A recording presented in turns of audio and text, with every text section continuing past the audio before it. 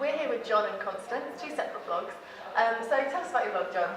So I actually run two blogs. One is a men's style blog called GarconJon.com.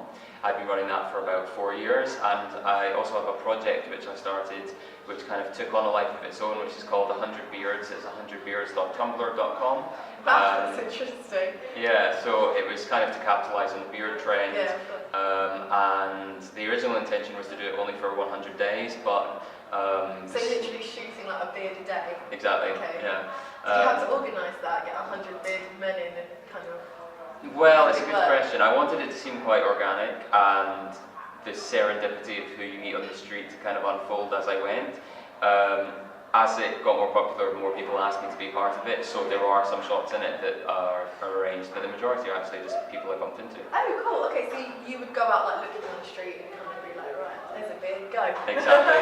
And you know, when you stop someone and say, you have a great beard, they are so over the moon that because they it must always take a lot of work to kind of groom it properly. Yeah, it's totally different to clothes. When you stop someone, especially men, to ask them about their style on the street, there's kind of an embarrassment about it because can they be that open about the fact that they tried. Exactly. Yeah. Whereas the beard is different. It's like masculine and really acceptable. Have you ever grown yourself a strong long beard? No, not a long one, but I was about 40 days into the project and lots of people were tweeting me saying, what's day 100 going to be, and do you have a beard? That was a really popular question. So it got me thinking, maybe I should try grow a beard and do a self-portrait on day 100. So I did that, and I grew it for about 6 weeks. And it was okay, and I did like it. It's nice to see this now. Yeah, it's not as good as some of the guys in the book though, so I thought... So he was sorry, you were the 100. I was 100, okay. yeah. It only lasted till day 101 though. It went the next day. Did you feel fresh afterwards? It was amazing. Does it feel a little bit heavy or a bit like an alien, like a bit alien or... There's a period... Obviously not having a beard, I couldn't know. There is a period where it's itchy. The itchiness is the first thing, but I think after about 2 weeks you get over that, and then it starts to become quite comfortable. Okay. So yeah. And obviously there's that guy, what's his name, Ricky Hall. And was he one of your numbers? Yeah, so I photographed him. Actually, he was day 50, just how it happened. But there's other sort of famous beard men now who are massive on social media and have a big fan group. People like Chris Millington, he's another one. He's a fellow Glaswegian, I'm Glaswegian, and I photographed him for it too. And there's a few other who have a big following because of their beard. Okay.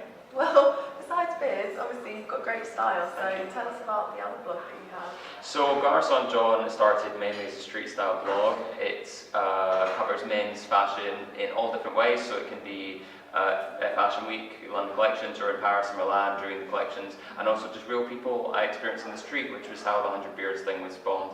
And as well as that, I just talk about maybe a person I find particularly interesting, interviews with them, and try and cover what I think is going on and just tell people what I'm up to. And have you like been to all the fashion weeks then, or is that how you kind of get them? Do you do lots of street style there? Yeah, I do, mainly for clients though, and so the stuff that's on my blog tends to be the ones that... Your faves? Yeah, exactly, yeah.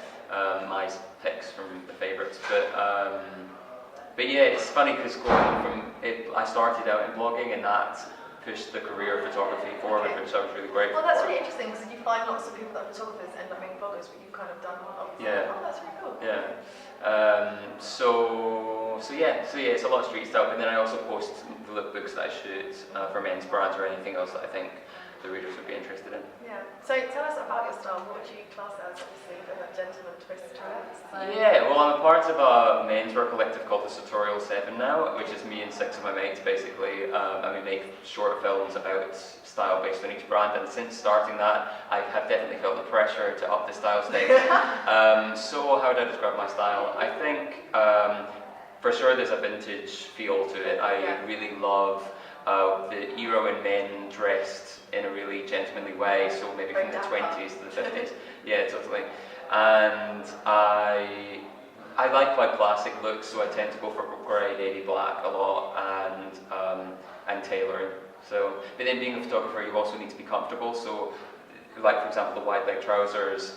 It's yeah, much more I don't know if comfortable. you can see them, but they're actually quite high waist. It's very much Yeah. the hair, you know, the film hair. Yeah, yeah. You did all that. Did you get any ideas? No, from that? and I've not seen that film yet, Oh, you but need to it's see it now. meant to be Yeah, great. definitely. Yeah, it's really good. The high-waisted thing is because my legs are short, I think, probably, and I prefer to make them look longer. I Yeah, don't know. no, it looks really cool. I love it. Thank you. I bet it's warm as well. They're very warm. So, They're great. so how do you guys know each other? Obviously.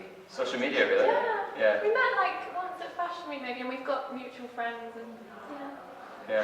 So, Constance, tell us about your blog. And obviously, you're a photographer. So, for you, was it you did the blogging and then photography, or the other way Do you around? know what? It was the same as Jonathan. Like I found, because I was doing photography at university, and that's when I started my blog as a kind of showcase for both my outfits and my like work I was doing.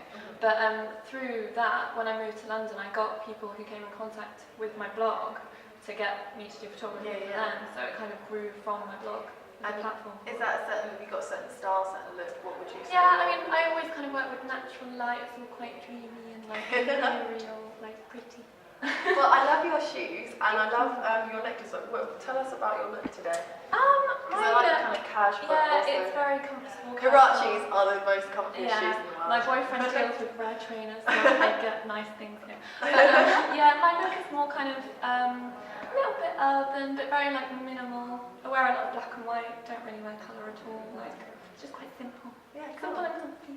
I think you've got a kind of 50s vibe, but you remind me a bit of Rizzo. Maybe from with like Greece. the hair. Yeah, Yeah. definitely. I think Yeah. you've got Just that like going a on. modern twist on that. Yeah,